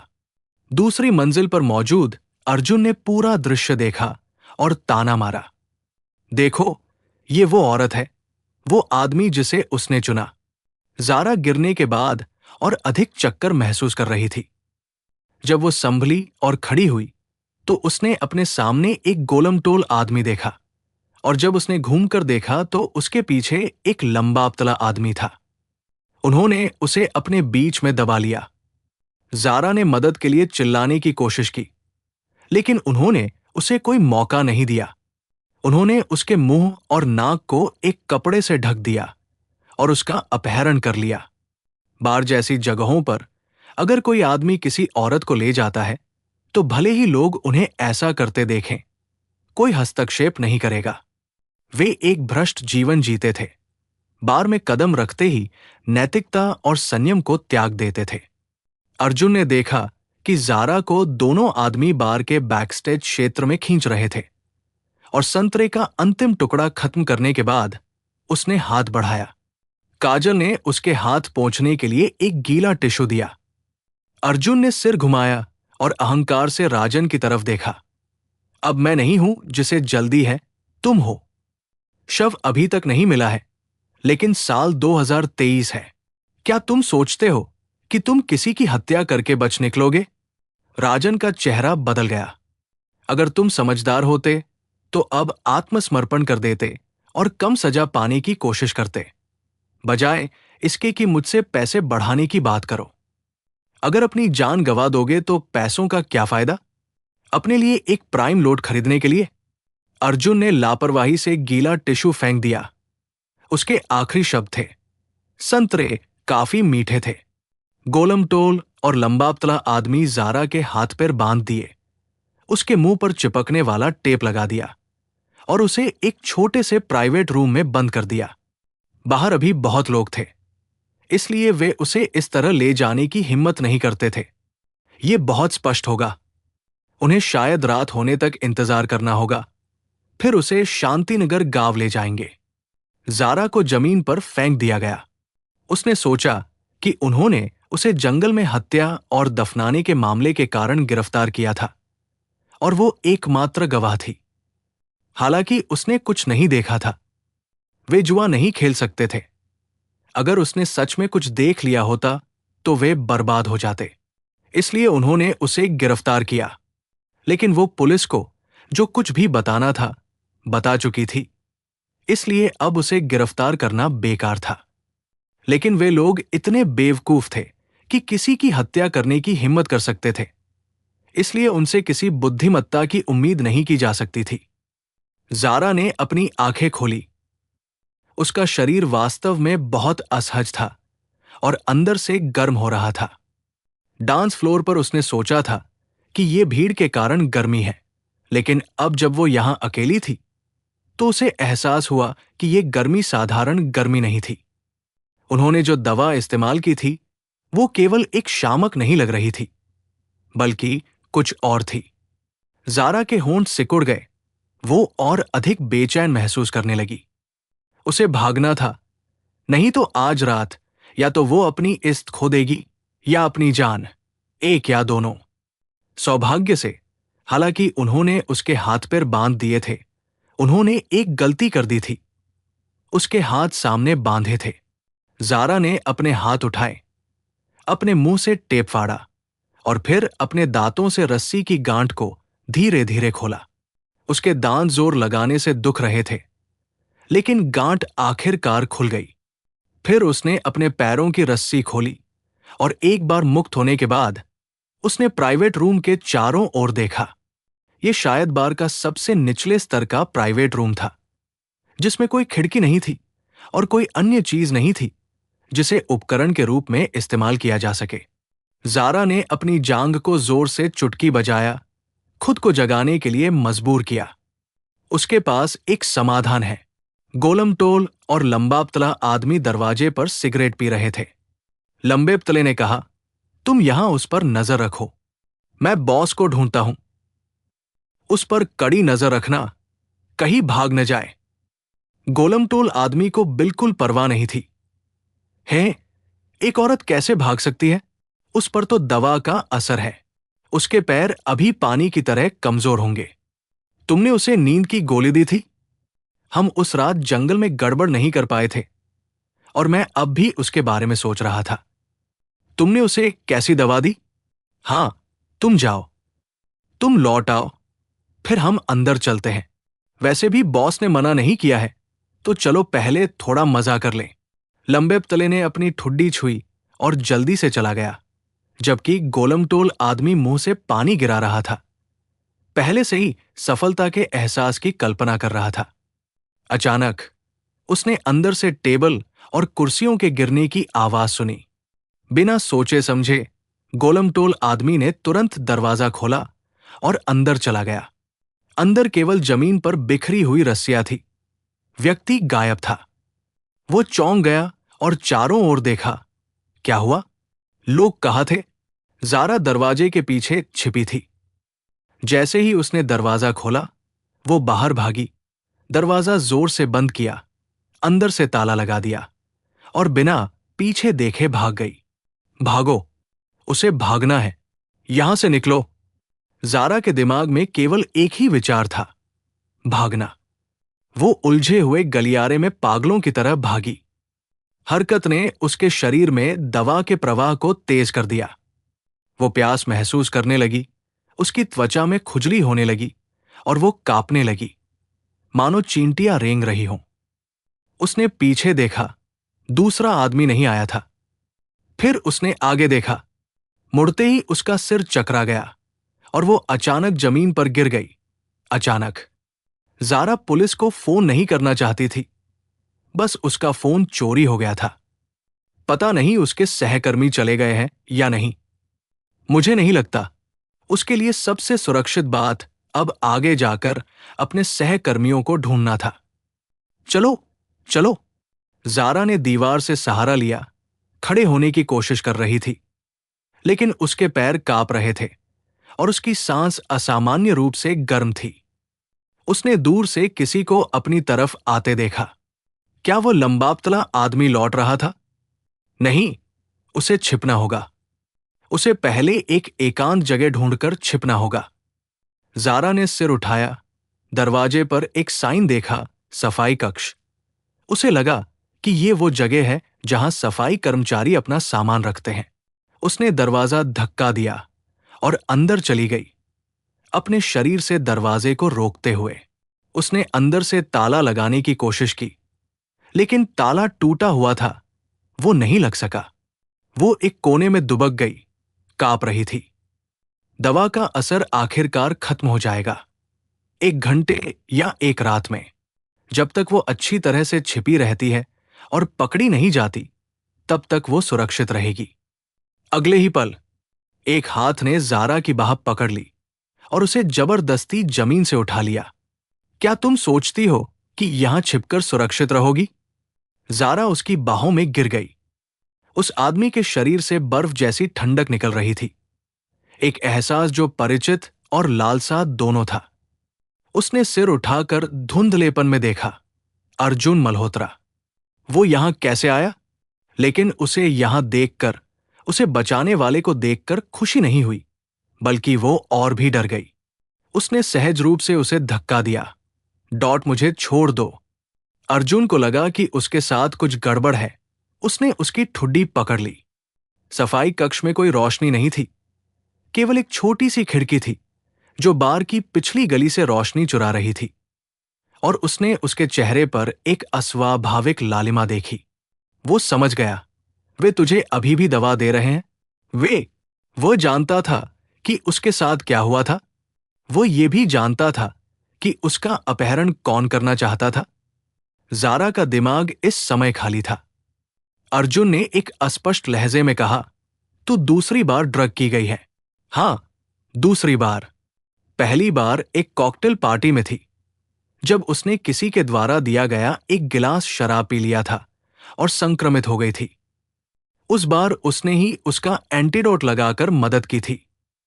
तर्क ने वृत्ति पर जीत हासिल की और जारा ने घृणा से उसे धक्का दिया। डॉट, मुझे मत छू। इस हालत में भी तू चाहती है कि मैं छोड़ दूं? फिर किससे कहेगी कि तेरी समस्या हल करे? अर्जुन का लहजा ठंडा था। राजत शर्मा, उसने तुझे छोड़ दिया। तूने जिस आदमी को चुना उसे तेरी बिल्कुल परवाह नहीं थी। शंकर, वो अभी भी बेंगलुरु में होना चाहिए। पता नहीं उसे तेरी वर्तमान स्थिति के बारे में पता है। जारा का दिमाग सुस्त पड़ गया था। उसके हाथ उसकी छाती पर टिके थे। उसे धक्का देने का इरादा था, लेकिन इसके बजाय उसने उसे गले लगा लिया। वो नहीं सुन पा रही थी कि वो क्या कह रहा था, लेकिन अस्पष्ट रूप से संवेदनशील शब्दों को पकड़ लिया और बार बार बुदबुदाई, डॉट शंकर। अर्जुन ने एक ठंडी हंसी उड़ाई। शंकर को ढूंढना चाहती है? बुरी बात है। अभी जो तुझ पर है वो मैं हूं। उसने खुद शंकर को उसके कमरे में आते हुए देखा था। हालांकि 2 दिन बीत चुके थे, याद अब भी उसे रोष से भर देती थी। वो हर समय उसे गुप्त रूप से देख रहा था। बहुत अच्छा, बेहतर होगा कि वो आज भी देखता रहे। अचानक एक मोबाइल फोन बजा और जारा का शरीर कांप गया। अर्जुन ने फुसफुसाकर कहा, आराम करो। जारा आराम नहीं कर सकती थी। ये उसका फोन लग रहा था। क्या उसका फोन गोलमटोल और लंबे पतले आदमी ने जब्त नहीं कर लिया था? नहीं लिया। वो चक्कर में थी और उसने मान लिया था कि उसका पैसा जब्त कर लिया गया था। यही कारण था कि उसने सबसे समझदार विकल्प, सीधे पुलिस को फोन करना, नहीं चुना। नतीजतन वे दोनों लोग इतने बेवकूफ थे कि उसके हाथ सामने बांध दिए और उसका फोन भी नहीं लिया। अगर उसे पहले पता होता कि कोई नहीं है तो वो पहले पुलिस को फोन करती और अब अर्जुन के साथ परेशानी में नहीं होती। एक गलती के बाद दूसरी। उसे पहले स्थान पर बार में नहीं आना चाहिए था। अर्जुन को नहीं पता था कि जारा पहले से ही इतना सोच चुकी थी। फोन की घंटी सुनकर उसकी आंखों में एक अलग भाव आ गया। तेरा बॉयफ्रेंड तुझे फोन कर रहा है? वो राजत का जिक्र कर रहा था। अर्जुन का लहजा कठोर था। क्या तुझे लगता है कि वो बता सकता है कि तू अभी क्या कर रही है? ये सोचकर कि वो राजत से बदला लेने के लिए उसके साथ फिर से ऐसा अपमानजनक व्यवहार कर सकता है, जारा का चेहरा तुरंत पीला पड़ गया। डॉट, तू हिम्मत कर। मुझे किस बात की हिम्मत नहीं? अर्जुन ने आसानी से उसका फोन पकड़ लिया। जारा उससे बिल्कुल नहीं छीन सकती थी। अर्जुन मल्होत्रा, अगर तूने ऐसा किया तो मैं तुझसे मौत तक लड़ जाऊंगी। अर्जुन ने फोन पर देखा। कॉल करने वाला राजत नहीं, बल्कि उसकी बड़ी बहन थी। अर्जुन का चेहरा थोड़ा नरम हुआ और उसने उससे पूछा, मानो आदरपूर्वक, क्या तू फोन उठाना चाहती है? जारा को डर था कि अगर उसने फोन उठा लिया तो वो उसकी बड़ी बहन से कुछ बकवास कहेगा। डॉट काट दे। अर्जुन ने बहलाते हुए कहा, सच में नहीं उठाना? घर से फोन है, अगर कोई इमरजेंसी हो तो? तूने काट दिया। अर्जुन मल्होत्रा, तू कमीना है। तूने जो करना था कर लिया। क्या सच में मुझे इस तरह अपमानित करना जरूरी है? उसकी आंखों में डर देखकर अर्जुन को लगा कि यह व्यर्थ है और उसने फोन काट दिया। फिर उसने राजत का व्हाट्सएप खोला और चैट हिस्ट्री में बॉयफ्रेंड कीवर्ड खोजा। यह पुष्टि करने के बाद कि वहां कुछ भी नहीं था, उसने तुरंत राजत का व्हाट्सएप अकाउंट डिलीट कर दिया। वो फोन से छेड़छाड़ कर रहा था और जारा की रीढ़ में ठंडक दौड़ गई। तू अब क्या कर रहा है? तस्वीरें ले रहा है? अगर उसने न कहा होता तो वो ये नहीं सोचता। अर्जुन ने लापरवाही से जवाब दिया, क्या तू मुझ पर मुकदमा नहीं करेगी? मुझे कुछ सबूत चाहिए। जारा को यकीन नहीं हो रहा था कि उसने क्या सुना। उसने जो किया उसकी तो बात ही छोड़िए। अगर अर्जुन ने पहले केवल उसे घृणित और प्रतिकारक बनाया था, तो अब अर्जुन ने उसे डराने वाली हद पार कर दी थी। वो फोन छीनने के लिए पागलों की तरह संघर्ष करने लगी। अर्जुन मल्होत्रा, तू कैसा बदतमीज है, तू बेशर्म है, तू कमीना है। अर्जुन ने उसे ठंडी नजर से देखा। ज़ारा सच में उसके साथ मरना चाहती थी। वो समझ नहीं पा रही थी कि जिसने 3 साल पहले बारिश की रात उसे बचाया था, वो इतना अपरिचित कैसे हो सकता था। इस बीच मुंबई में बड़ी बहन ज़ारा का फोन किसी भी तरह से नहीं लगा पा रही थी। शोभा मेहता अचानक बेहोश हो गई और डॉक्टर ने उन्हें बचाने के लिए दौड़ लगाई। हालांकि उसने पहले भी एक बार गंभीर स्थिति का अनुभव किया था। बड़ी बहन को इसकी आदत नहीं थी और उसने इसे फिर से अनुभव किया तो वो और भी डर गई। उस पल में वो शोभा मेहता के सभी निर्देशों को भूल गई और बिना किसी हिचक के ज़ारा को फोन किया। चाहती थी कि वो वापस आकर कमान संभाले, लेकिन ज़ारा का फोन नहीं लग सका। जैसे ही बड़ी बहन को दूसरा इंजेक्शन लगने वाला था, डॉक्टर ने पुनर्जीवन पूरा किया और उसके पास आकर स्थिति समझाई। वो अब स्थिर है। वो सेरेब्रल हाइपोक्सिया के कारण बेहोश हो गई थी। तो अब सब ठीक है। हम ये नहीं कह सकते कि कुछ गंभीर नहीं है। सेरेब्रल हाइपोक्सिया तंत्रिका क्षति का कारण बन सकता है और पोस्ट ऑपरेटिव जटिलताओं का जोखिम भी बढ़ जाएगा। आपके परिवार को तैयार रहना होगा। बड़ी बहन ने उसे समझ से बाहर के भाव से देखा। इसका क्या मतलब है? क्या जटिलताएं? क्या इसका मतलब सर्जिकल जोखिम बढ़ गए हैं? क्या उसने कुछ गलत किया डॉट? बड़ी बहन के हाथ हल्के से कांप रहे थे। नहीं, उसने कुछ गलत नहीं किया। ये उसकी समस्या नहीं थी। ये इसलिए था क्योंकि ज़ारा फोन नहीं उठा रही थी। वो कुछ भी नहीं समझती थी। सर्जरी, हार्ट ट्रांसप्लांट आदि सब कुछ ज़ारा ही करती थी। उसकी राय में मां इतनी बूढ़ी थी, जब तक जी सकती थी जीती थी। इतना पैसा खर्च करना, लाखों रुपए, एक बहुत बड़ी बर्बादी थी, खासकर जब वो अमीर नहीं थी। उस पैसे से बच्चे की परवरिश करनी चाहिए। इसलिए भले ही कोई पोस्ट ऑपरेटिव जटिलताएं हो, ये ज़ारा की गलती थी। ये बार राजन का था। गोलमटोल और लंबापतला आदमी भी उसके अधीनस्थ थे।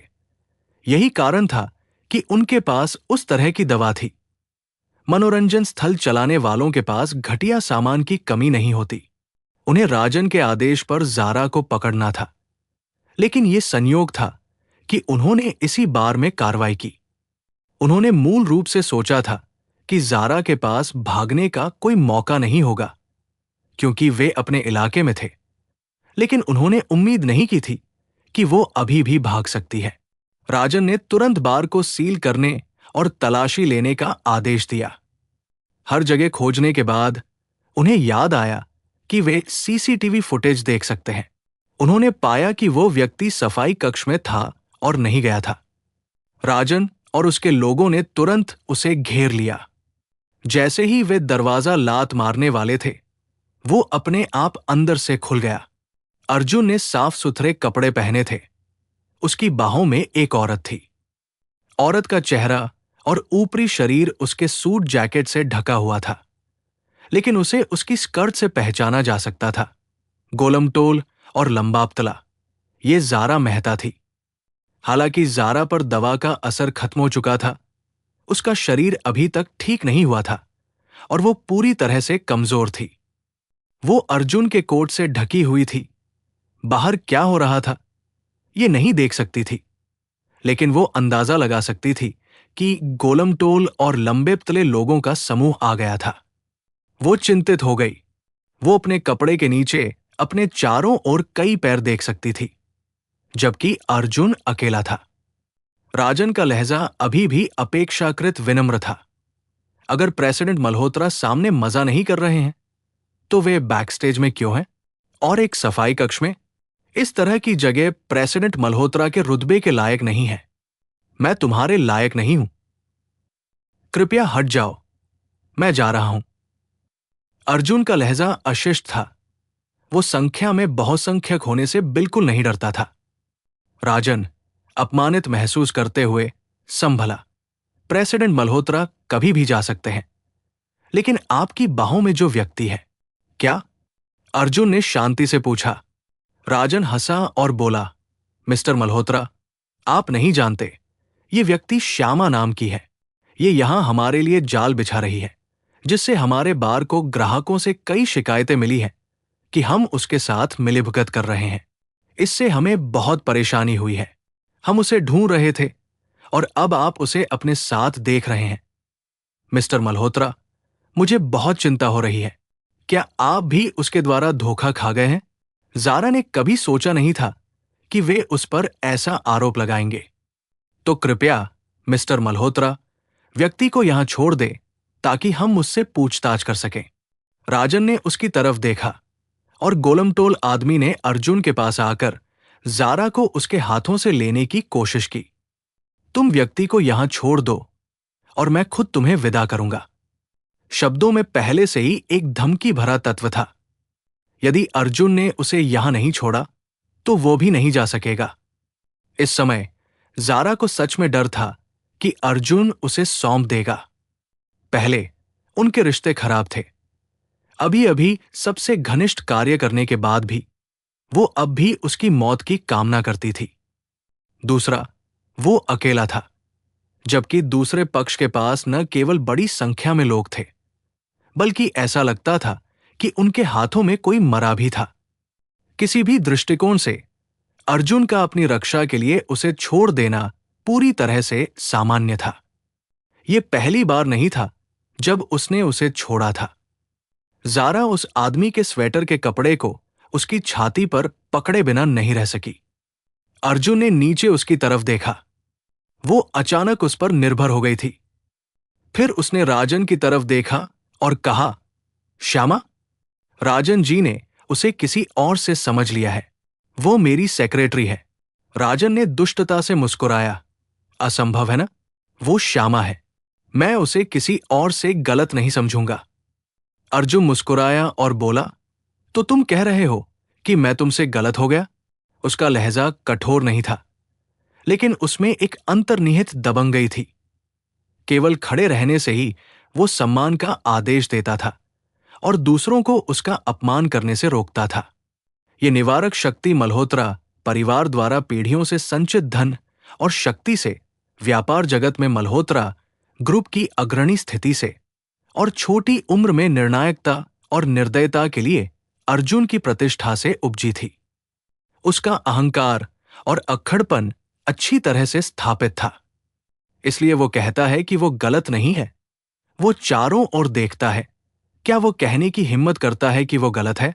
राजन का चेहरा पीला और फिर काला पड़ गया। वो अर्जुन को धमकाना चाहता था, लेकिन अर्जुन बिल्कुल भी नहीं डरा और उसने उसे भी धमका दिया। अर्जुन का अगला कदम सीधे ज़ारा को सौंपना था। राजन जी, यदि आपको विश्वास नहीं है तो आप स्वयं जांच कर लें। क्या वो आपकी श्यामा है या मेरी सेक्रेटरी? ज़ारा उनका टकराव नहीं देख सकती थी, लेकिन अर्जुन के हाथ बढ़ाने के इशारे से उसका दिल उसके गले तक आ गया था। राजन ने अर्जुन को ध्यान से देखा। उसका चेहरा शुरू से अंत तक अपरिवर्तित रहा, ठंडा और अहंकारी। 30 सेकंड के गतिरोध के बाद राजन ने अंततः एक कदम पीछे लिया और फिर से एक नकली मुस्कान पहन ली। मैं कैसे हिम्मत कर सकता हूं? ध्यान रखना मिस्टर मल्होत्रा। गोलमटोल आदमी अभी भी भ्रमित था। चिल्लाया, बॉस, ये वही औरत है। हम उसे जाने नहीं दे सकते। वो बहुत कुछ जानती है। राजन के होंठ फड़क गए। प्रेसिडेंट मल्होत्रा जो कहते हैं वही है। हटो! उसके चिल्लाने के बाद ही गोलमटोल और लंबापतला आदमी एक तरफ हटे। अर्जुन ज़ारा को लिए उनके पास से बिना बगल देखे निकल गया। राजन की आवाज पीछे से आ रही थी, मिस्टर मल्होत्रा, रात है और सड़कें फिसलन भरी हैं। कृपया सावधान रहें। बार से बाहर निकलने के बाद ही जब शोर और शराब की गंध कम हो गई तो ज़ारा को लगा कि उसका दिल वापस अपनी जगह पर आ गया है। अर्जुन सड़क के किनारे फुटपाथ पर बड़े कदमों से चल रहा था। अगर मैं खरोंच दूं तो तू भुगतान करेगी? ज़ारा को तब एहसास हुआ कि उसका हाथ उसके कपड़ों को पकड़े हुए था। उसने अकड़कर अपनी पकड़ ढीली कर दी, फिर भी अर्जुन से उतरने की कोशिश कर रही थी। वो नहीं जानती थी कि अर्जुन कहाँ जा रहा था, और उसने सोचा कि उससे अलग हो जाना बेहतर होगा। अर्जुन ने माथा सिकोड़ा, अगर तूने फिर हरकत की तो मैं तुझे राजन को सौंप दूंगा। ज़ारा फिर से उसकी धमकी से डर गई। उसका शरीर अकड़ गया, हिलने से डर रही थी। वो उसके कपड़ों में लिपटी हुई थी और प्रत्येक सांस के साथ वो उसकी गंध में लिपटी हुई थी। उसे ड्रग दिया गया था और यद्यपि प्रभाव खत्म हो गया था, फिर भी वो अस्वस्थ और बेहद थकी हुई थी। जैसे जैसे वो स्थिर रूप से चलता रहा, उसकी पलकें धीरे धीरे झुक गई। अर्जुन पास के एक होटल में गया और जब उसने चेक इन किया तो पता चला कि ज़ारा गहरी नींद में सो गई थी। वो व्यक्ति को कमरे में ले गया और बाथरूम से गंदगी धोने के लिए उसे बिना किसी शिष्टाचार के बाथटब में फेंक दिया। ज़ारा नहीं उठी, शायद दवा के प्रभाव के कारण। अर्जुन ने ज़ारा का चेहरा अपने गीले हाथ की हथेली में लिया। कुछ देर तक एक अज्ञात अभिव्यक्ति के साथ उसे देखा और फिर उसे वापस बिस्तर पर रख दिया। उसने खुद को साफ किया, फिर फ्रेंच खिड़कियों का दरवाजा खोला और सिगरेट जलाने के लिए छत पर चला गया। फिर उसने अपना फोन निकाला और देखा कि शौर्य ने उसे फोन किया था, लेकिन वो उस समय व्यस्त था, इसलिए उसने जवाब नहीं दिया। उसने वापस फोन किया। क्या हुआ? शौर्य ने पूछा। क्या तुम उस स्थानीय तानाशाह से मिलने नहीं गए थे? मैं पूछना चाहता था कि बातचीत कैसी रही। कोई बातचीत नहीं हुई। कोई बातचीत नहीं? अर्जुन ने ताना मारा। वो कीमत बढ़ाना चाहता है। ये बस एक इच्छा है। ये लोग सच में। मैंने पूछताछ की और राजन के बारे में बहुत कुछ सुना। इसके अलावा उसका व्यापार दायरा काफी व्यापक है, न केवल बेंगलुरु में बल्कि मुंबई में भी। वो कर्ज चुकाने के लिए जाल बिछाने में माहिर है, जिससे कई छोटे व्यवसायियों की मौत हुई होगी। मैं बाद में आर्य को उसे साफ करने के लिए कहूंगा। हमारी नाक के नीचे ऐसे लोगों को काम करते देखना वाकई कष्टप्रद है। अर्जुन ने बस हम कहा। बस यही है कि शव अभी तक नहीं मिला है, जो रहस्यमय है। ये कहाँ छिपा है? पुलिस के कुत्ते भी इसे नहीं ढूंढ पाए। हाँ, शौर्य ने हैरानी से पूछा। तुम बस हम क्यों कह रहे हो? क्या तुम चिंतित हो कि शांतिनगर गांव के लोग नहीं हटेंगे और बेस नहीं बन पाएगा? चिंता मत करो, सब कुछ अंततः ठीक हो जाएगा। अर्जुन ने तब कहा, मैं चिंतित नहीं हूं। तुम बिल्कुल चिंतित नहीं लगते। वास्तव में वो काफी अच्छे मूड में लग रहा था। हेलो गाइस, आपको यह स्टोरी कैसी लगी कमेंट में जरूर बताइएगा और वीडियो को लाइक करना ना भूलिएगा और हमसे जुड़ने के लिए हमारे चैनल को सब्सक्राइब कीजिए और सुनते रहिए जियो स्टोरी टीवी।